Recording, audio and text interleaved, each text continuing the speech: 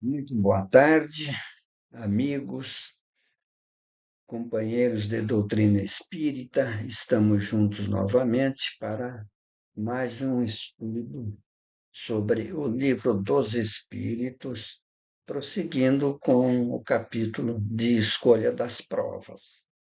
E com Jesus em nossos corações, caminhamos com segurança em busca de dias melhores para estabelecer a paz no mundo, que com certeza um dia virá. Na pergunta 271, quis saber Kardec, quando o espírito estuda na erraticidade. Erraticidade nós já mostramos para você. Aquele período em que o espírito desencarnado fica esperando, aguardando uma nova encarnação.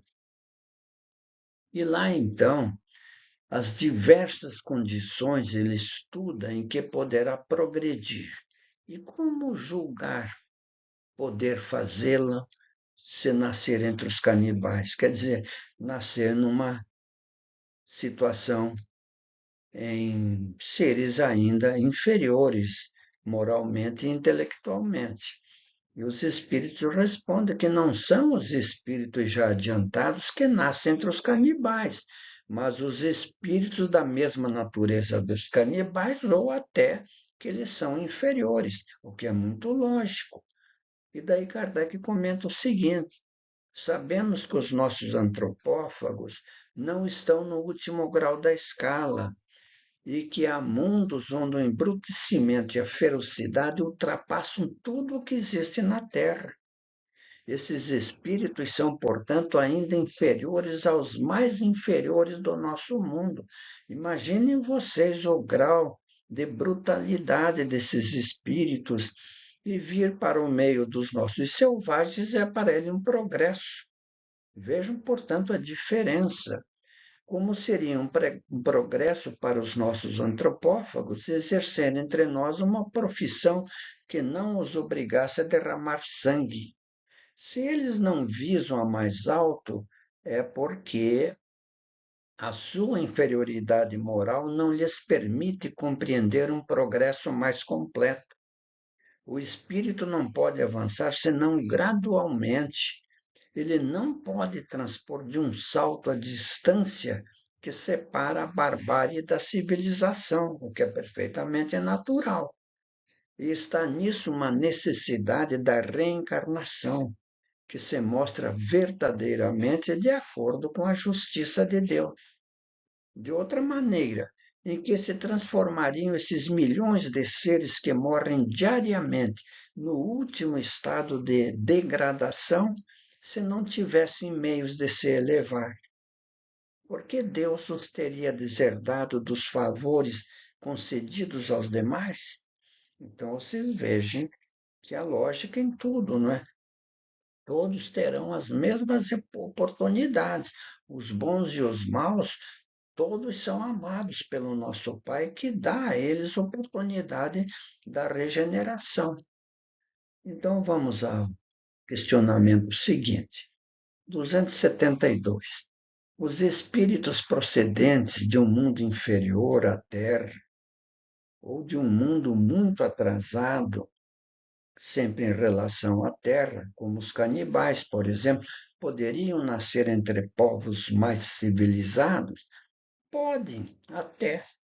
Porém, aos que se extraviam ao quererem subir muito alto, mas ficam deslocados entre vós porque têm hábitos e instintos que se chocam com os vossos, porque eles não estão habilitados a viver com os nossos hábitos, os nossos meios, os instintos que eles têm são inferiores. E quem são esses que extraviam? Um exemplo bem simples. Um atleta, por exemplo, ele salta em distância 3 metros, uma hipótese. E ele treinou para saltar esses 3 metros. Mas na hora da competição ele diz assim, não, eu quero saltar 3,5 metros, porque eu quero bater o recorde mundial. E não consegue, ele não ultrapassa mais que os 3 metros que ele já está treinado. Então ele fracassa, assim como muitos espíritos que pedem provas mais duras, mais elevadas e sucumbem, porque não estão preparados. Então, Kardec comenta assim, que esses seres, eles nos dão o triste espetáculo da ferocidade em meio da civilização, retornando para o meio dos canibais, isso não será um retrocesso, pois não farão mais do que retornar ao seu lugar e talvez ainda até com proveito. É verdade, vão retornar de onde vieram e vão continuar reencarnando tantas vezes quantas necessárias para se melhorar. E agora a nossa mensagem evangélica. Amar o próximo como a si mesmo, fazer para os outros o que quereríamos que os outros fizessem por nós, é a expressão a mais completa da caridade, porque resume todos os deveres para com o próximo. E aqui colocamos o Evangelho segundo o Espiritismo aberto, no capítulo 11, onde fala que amar o próximo como a si mesmo, e páginas adentro vai mostrando como é que se faz tudo isso. Vamos em frente. Colocamos aqui 4 tópicos para falar sobre o Evangelho. Estudar o Evangelho segundo o Espiritismo é de grande importância para o nosso crescimento moral e espiritual. Vou compartilhar algumas razões pelas quais essa prática é valiosa. 1. É um guia de conduta moral.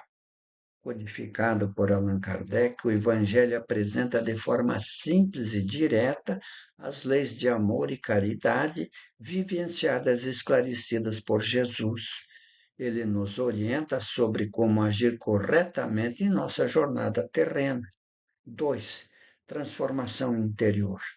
Ao estudar o Evangelho, podemos reformar as nossas más tendências e cultivar virtudes como humildade, resignação e caridade.